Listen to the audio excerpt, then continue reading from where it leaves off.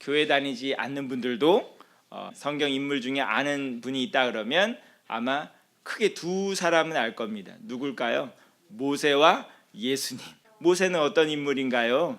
이스라엘 백성들이 애굽 땅에서 400년 동안 종살이하던 그 가운데서 그 이집트에 노예되었던 백성들을 이끌어냈던 위대한 민족의 지도자입니다.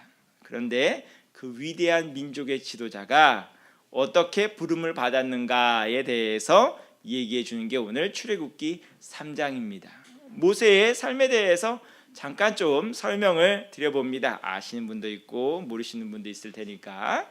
출애굽기 1장부터 보게 되면 모세가 태어날 시기에는 어떤 시기였냐 하면 이집트의 왕 이름을 보통 바로라 그러죠. 바로 왕이 어떤 명령을 내렸느냐? 히브리 사람들, 이스라엘 사람들 중에 남자 아기가 태어나면 몽땅 어떻게 하라고 했을까요? 몽땅 없애라. 여자 아기만 남겨두고 남자 아기가 태어나는 족족 다 죽여라 라는 명령을 내렸습니다. 뭐 하자는 소리일까요? 민족을 없애자는 소리죠. 그 당시는 남성 중심적인 사회이기 때문에 여자가 살아남는 것은 큰 의미가 없습니다. 남자들이 다 사라지고 여자들은 다 시집가 버리면 그 민족 속에 다 섞여 버린다는 거죠. 그래서 이스라엘 민족을 말살하고자 남자 아기들은 다 죽이라고 하였습니다.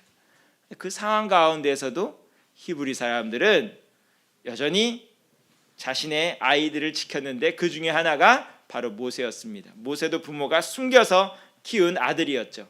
그런데 키우다 못해 어느 정도 아이가 커가니까 문제가 뭘까요? 아기 울음소리가 너무 우렁차서 숨길 수가 없었습니다. 그래서 한 일이 무엇이었을까요? 갈대 상자를 만들어서 나일강에 띄웁니다. 그 나일강에 띄우는 부모의 심정이 어땠을까요? 엄마의 심정이 어땠을까요? 자기 아기를 어떻게 될지도 모르는 그 상황에서 갈대 상자에 넣고 나일 강물에 띄웠는데 이 아이가 굶어 죽을 수도 있고 물속에 그야말로 빠져들어가지고 그야말로 익사할 수도 있고 여러 가지 상황 가운데서도 모든 걸 하나님께 맡기고 이 아이의 운명을 하나님께 맡기고 나일강에 띄웠을 때 그 아기를 건져낸 그 갈대 상자를 발견하고 그 아기를 건져낸 사람이 바로 이집트의 공주였습니다. 이집트의 공주가 그래서 갈대 상자에 들어있는 모세라는 아기를 자기 왕궁으로 데려가고 자기의 양아들 삼아서 이집트 왕궁에서 몇 년 동안 교육을 받았을까요? 40년 동안 교육을 받으면서 이집트의 왕자로 살았습니다. 그래서 가끔가다 모세의 이야기를 영화로 만들 때 나오는 표현 중에 하나가 이집트의 왕자지요. 이렇게 40년 동안 이집트의 왕자로 살았는데 40세가 되던 해 좀 불미스러운 사고가 생겨서 살인자가 되고 말았고 도망하고 말았습니다. 미디안 광야라는 곳에 허벌판에 도망을 가서 거기서 한 여인을 만나고 가정을 꾸리고 살았는데 몇 세까지 미디안 광야에서 양치기를 했느냐? 몇 세까지 했을까요? 80세가 될 때까지 미디안 광야에서 양치기로 살았습니다. 오늘 출애굽기 3장에 나오는 이야기, 모세가 몇 살 되었을 때? 80세가 되었을 때의 이야기입니다. 자, 여러분들 80세가 되면 어떨까요? 몸이 튼튼해요? 물론 요새 정정하신 분들도 많이 있지만 여기저기 병도 많이 나고 또 80세가 되면 인생의 소망이 막 넘쳐요. 그런 게 아니라 인생 정리할 때가 돼가고 그리고 평생을 40세부터 80세까지 40년 동안 광야에서 양치던 사람에게 대단한 꿈이 있을까요? 대단한 꿈이 뭐가 있겠어요? 오늘도 무사히 양들과 함께 무사히 맹수와 싸우지만 않으면 다행이고 몸도 늙고 힘들고 그러는데 양들이 속썩이지 않으면 다행이고 별다른 꿈도 없이 광야에서 40년을 보내던 80 노인의 이야기입니다. 그런데 그 80 노인을 하나님께서 부르셨습니다. 하나님께서 부르셨습니다. 뭐 하기 위해서 부르셨을까요? 노후 대책 세워주기 위해서 부르셨을까요? 뭐 하라고 부르셨을까요? 따라해 볼까요? 일하라고.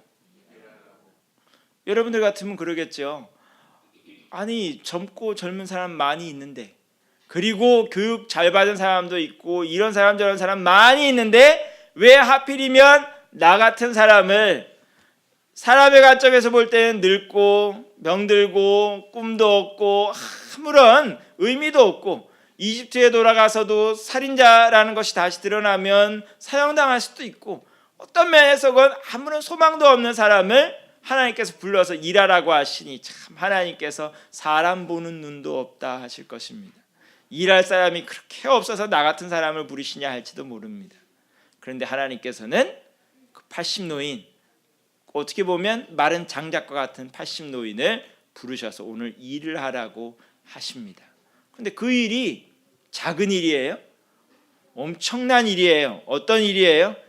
이집트에서 400년 동안 종살이 하던 내 백성을 이끌어내라 하신 그 당시에 절대 권력인 바로왕과 맞짱을 뜨라는 엄청난 일을 부과하고 계시다는 소리입니다.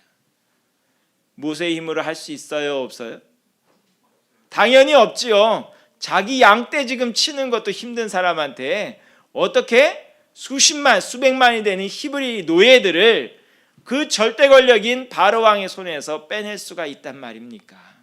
그런데 하나님께서는 그것을 하라고 말씀하십니다. 그런데 그냥 하라고 말씀하시는 건 아닙니다.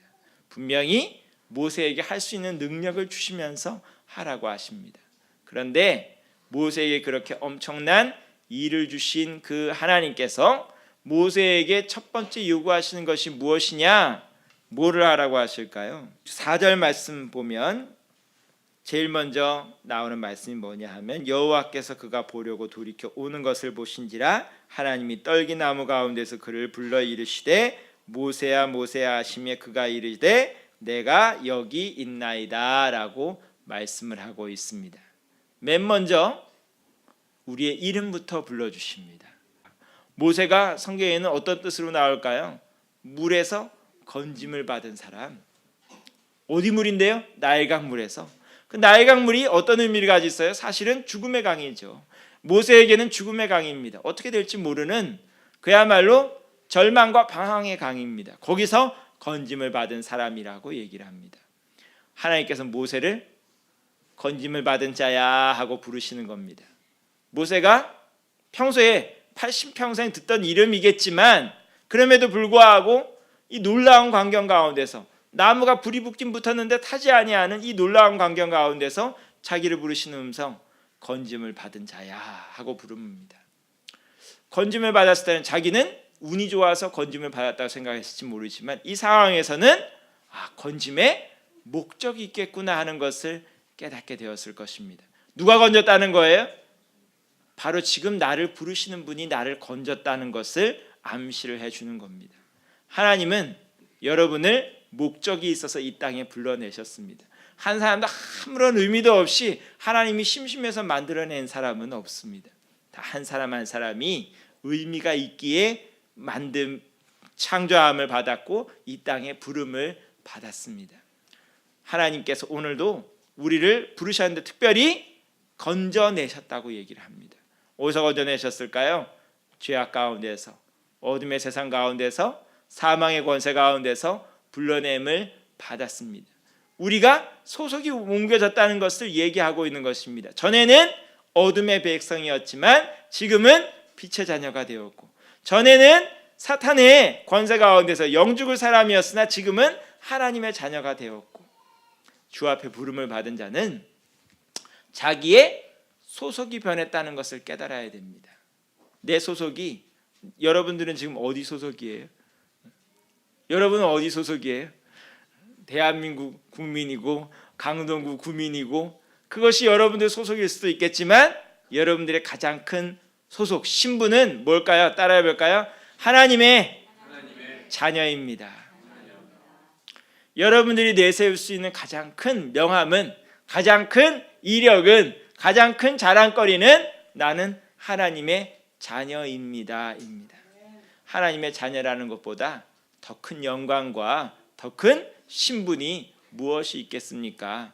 여러분들 중에는 나중에 우리 자녀들도 또 여러분들도 나중에 사장이 되든 회장이 되든 국회의원이 되든 하다못해 대통령이 되든 간에 뭐가 되든 간에 여러분들이 내세울 수 있는 가장 영화롭고 존귀한 이름은 나는 하나님의 자녀입니다 라는 것입니다. 여러분의 자랑이 내가 하나님의 자녀가 되었다는 것이 가장 큰 자랑이 될 수 있기를 원합니다. 우리는 건져냄을 입은 소속이 바뀐 사람입니다. 그 다음에는 뭐라고 할까요? 5절 말씀 보면 하나님이 이르시되 이리로 가까이 오지 말라 내가 선 곳은 거룩한 땅이니 내 발에서 신을 벗으라 라고 얘기를 하고 있습니다. 가까이 오지 말라니 이왕 부르실 때 좀 가까이 부르시면 안 될까요? 왜 갑자기 가까이 오지 말라 그러고 신을 벗으라 그럴까요? 신은 가장 더러운 우리 몸에 걸치는 것 중에 가장 더러운 부분입니다. 왜요? 땅에 끌고 다니는 거니까. 땅에는 온갖 것들이 다 묻는 거 아니에요, 그렇죠? 가장 더러운 것을 뒤로 물려놓고 가장 깨끗하고 존귀한 자리에 나아갔다는 것을 의미하는 것이 바로 신을 벗는 장면일 뿐만 아니라, 또한 신을 벗는 것은 어떤 의미를 가지고 있느냐? 내 신분과 자랑을 다 내려놓는다는 의미도 가지고 있습니다. 성경에 보게 되면 우리가 흔히 말하는 탕자의 비유 나오잖아요. 집 나간 아들의 비유. 거기 보면 둘째 아들이 나가서 가산을 다 말아먹고 나서 거지가 돼가지고 아주 그냥 알거지가 돼가지고 집에 돌아왔을 때 아버지가 해주는 것 중에 하나가 뭐냐 하면 새 옷을 입히고 새 신발을 신겨줍니다. 신발은 신분의 상징입니다. 우리나라도 보게 되면 옛날 조선시대 때 사극 보세요. 보통 평민들, 가난한 천민들 뭘 신어요? 집신 신죠. 집신. 집신이 편해요, 안 편해요? 나이키 같진 않아요. 쿠션도 없습니다. 그거 신고 뛰면 미끄러집니다. 결코 좋지 않은 신발, 사실은 신발이라기보다는 거의 걸치는 수준이죠. 신분이 낮은 사람은 허술한 신발을 신습니다. 그렇지만 신분이 높아질수록 뭘 신어요? 가죽신 신고 꽃신 신고 임금님들이 신으시는, 우리가 지금 보면 꼭 군화 같은 신발도 있고, 신발은 신분을 의미하는 겁니다. 그렇지만 하나님 앞에 나올 때는 어떻게 해요? 그 모든 것을 내려놓을 수밖에 없어요. 하나님 앞에 나왔을 때 내가 아무리 회장이라 그래도 주님 앞에 나왔을 때 내가 회장 명함 들이밀고 나오나요? 아니요. 내가 아무리 회장이었어도 교회 와서는 회장이 아닙니다. 내가 아무리 대통령이라도 교회 와서는 대통령이라고 거드름 피울 수가 없습니다. 주 앞에 나올 때는 세상 명함 다 내려놓고 나오는 것입니다. 하나님 앞에는 하나님의 자녀라는 그 존귀한 이름 외에 다른 이름 내놓을 것이 없습니다. 세상 자랑 다 내려놓고 와야 됩니다. 교회 안에서도 자기 자랑질하는 사람만큼 어리석은 사람이 없습니다. 목사도 하나님 앞에서 자신이 받은 직분은 목사거든요. 근데 목사에다가 뭔가 다른 명함 붙이기 시작했을 때 힘이 들어가기 시작하고 문제가 생기기 시작합니다. 제가 어렸다기보다는 젊었을 때 늘 자랑하시는 분들 중에 어떤 분들이 있었냐 하면 이러는 거예요. 우리 교회 목사님은 그냥 목사님이 아니래요. 박사 목사님이래. 박사 목사님. 최근에 우리나라의 박사 목사님들이 얼마나 많은 문제를 피시는지 보시죠, 그렇죠? 며칠 전에 일어난 그 끔찍한 사건도 박사 목사님께서 하신 겁니다. 우리 교회 목사님은 박사 목사님이고, 또 어떤 분들 보면 명함을 내비는데 명함 안팎으로 가득히 이력서가 쓰여 있어요. 어디 무슨 회장, 어디 무슨 지부장, 뭐 어쩌고, 뭐 협의회 총재, 뭐 붙은 것도 엄청 많아요. 그런 분이 목에 힘이 들어가겠어요, 안 들어가겠어요? 들어갈 수밖에 없죠. 어느 날 교회 안 다니시는 분이 저한테 그러는 거예요. 교회에는 회장님이 계시는 것 같대요. 그래서 지금 교회에 무슨 회장님이 계시냐고 그랬더니 교회 갔더니 다 뭐 성도들끼리 어디 회장님 그런다는 거예요. 그래서 무슨 회장일까요? 전도회 회장님들, 뭐 회장님 그러고 있고, 하다못해 그 교회 담임 목사님도 회장이더래요. 어떤 회장일까요? 당회장. 그래서 다 회장이라고 그러면서 다닌다는 거예요. 그 교회 엄청 높으신 분들 많아 보인다는 거예요. 어떤 면에서는 지금 문제가 있는 것이죠. 밖에 사람들 보기에 교회는 회장들이 모인다는 건 거죠. 좀 문제가 있는 거죠.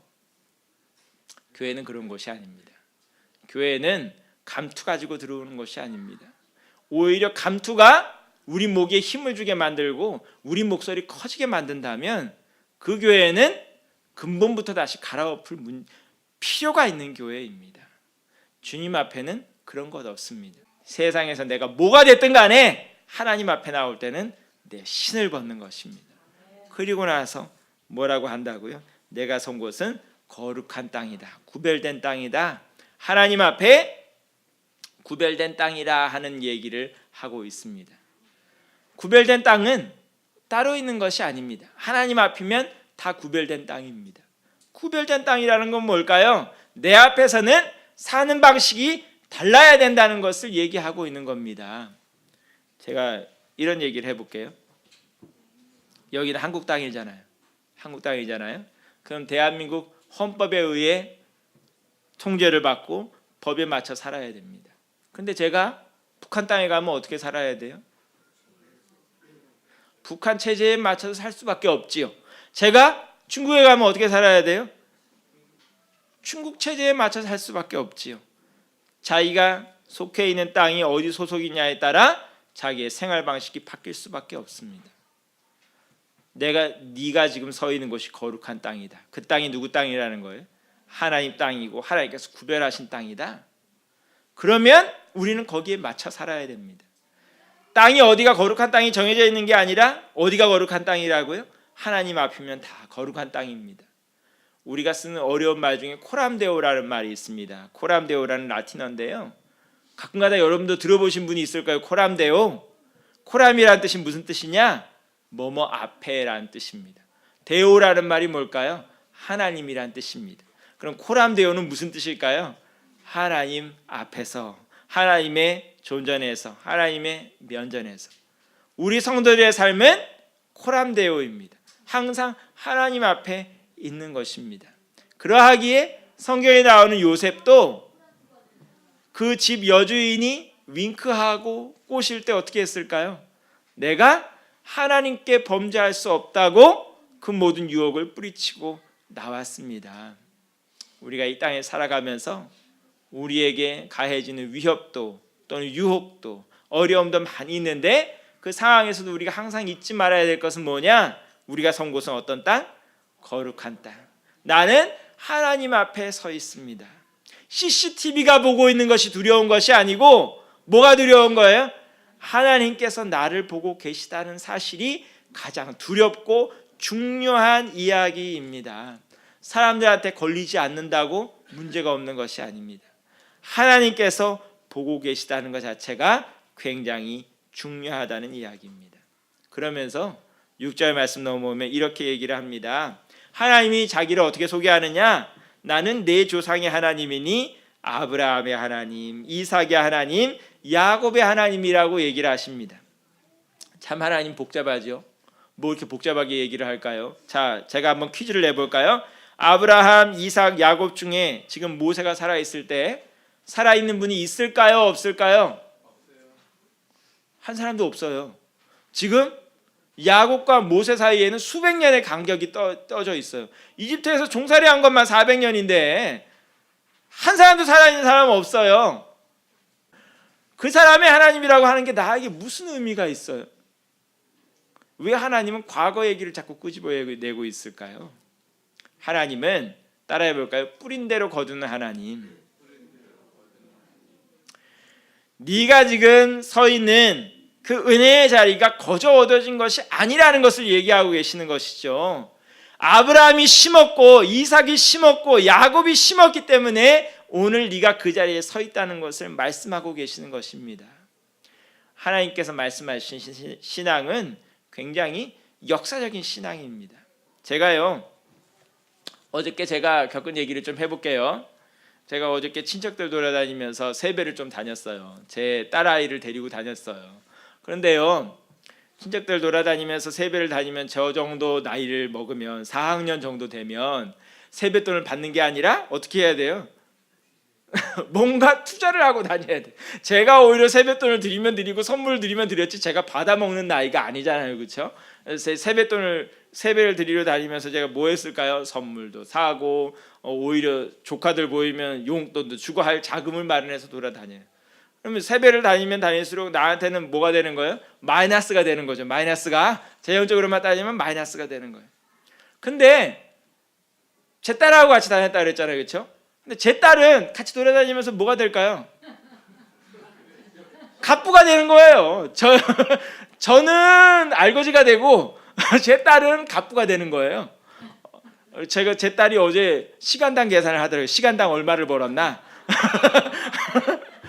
시간당 양 4만 원을 벌었더라고요. 야, 그거 엄청난 거죠. 이렇게 밤늦게까지 돌아다녔는데 시간당 4만 원을 벌었대요. 갑부가 돼버렸어요. 정확히 말하자면 그게 지금 어떻게 되는 거예요? 저는 심고 제 딸은 거두는 거예요. 그렇죠? 그게 제 딸이 그냥 막 얻은 게 아니잖아요, 그렇죠? 제가 투자를 하니까 제 딸이 얻은 거예요. 오늘도 우리 성도들에게는 후배를 위해서 후손을 위해서 심을 의무가 있습니다.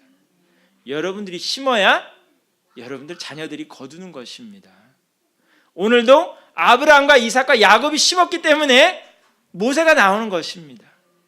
오늘도 여러분 삶 가운데 내 당대에 뭐가 꼭 잘 되기를 원하고 내 당대에 다 빼먹으려고만 생각하면 투자를 할 수가 없지요. 내가 심어서 내 후손이 내 후배가 거두는 것입니다. 오늘도 우리 반생관교회 올해가 몇 년째 되는 해래요? 30년째 되는 해래요. 30년 동안 심은 거예요. 30년 동안 심은 열매가 비록 사람의 눈에는 얼마 안 되는 것 같지만 바로 여러분들이에요. 자, 여러분들 보시면 지난번에 제가 29주년 됐을 때 특별 동영상을 보여드렸어요. 저희 교회에 지금 있는 청년들 상당수는 다 반석 선교원에서 어린이집에서 심었기 때문에 이 자리에 서 있는 거예요. 다 그런 거예요. 심어야 거두는 것입니다. 하나님은 그야말로 난 심지도 않고 뿌리지도 않고 아무것도 하지 않는데 그냥 거두게 하시는 하나님이라기보다 누군가 심어서, 내가 꼭 심지 않더라도 누군가 심어서 거두게 하시는 하나님. 오늘도 우리가 해야 될 일은 뭘까요? 열매를 따려고만 하지 말고 내가 열매를 딸 단계가 안 된다면 뭐라도 해야 돼요? 심기라도 해야 돼요. 오늘도 여러분들이 드리는 예배가 오늘도 하나님 앞에 무릎 꿇는 그 기도의 순간이 심는 순간이 되기를 원합니다. 여러분들의 후배를 위해서, 여러분들의 후손을 위해서, 여러분들의 가정을 위해서, 하다못해 내 10년들을 위해서라도 심으신 여러분들이 될 수 있기를 간절히 축원합니다. 그러면서 하시는 말씀이 뭘까요? 7절 말씀을 보면 하나님께서는 들으시는 하나님이라고 했습니다.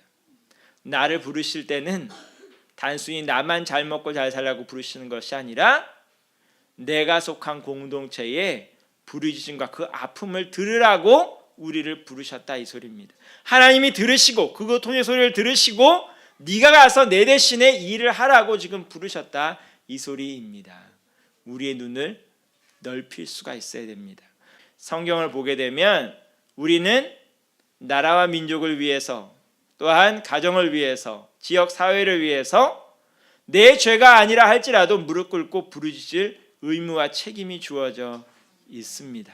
특별히 한국 교회에 문제가 일어나는 것에서 내 교회가 아니라고 신경 안 쓰는 것이 아니라 내 교회인 것처럼 품고 같이 기도할 의무와 책임이 있습니다.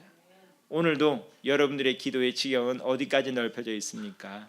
오늘도 내 기도하기 급급하고 내 가정 위해서 기도하기 급급합니까? 여러분들의 기도의 지경을 넓혀보시기를 축원합니다.